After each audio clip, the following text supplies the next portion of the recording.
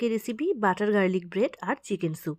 তো তার জন্য কড়াই দেবো রিফাইন্ড অয়েল 1 চামচ, তেজপাতা আর লবঙ্গ দিয়ে ভালো করে নাড়াচাড়া করে নিয়ে আদা রসুন কুচি দিয়ে দিলাম।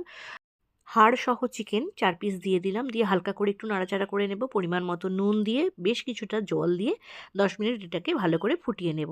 এবার ছেঁকে নেব ছাঁকনিতে। তারপরে চিকেনগুলোকে এরকম ছোট, ছোট করে টুকরো করে নেব হাত দিয়ে।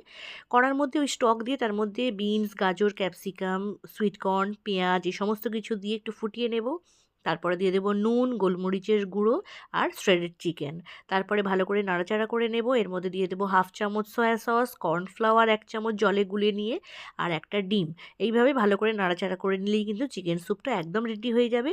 এবার ফ্রাই প্যানে বাটার দিয়ে তার মধ্যে গার্লিক আর ধনেপাতা দিয়ে রুটিগুলোকে এইরকমভাবে সেঁকে নেব।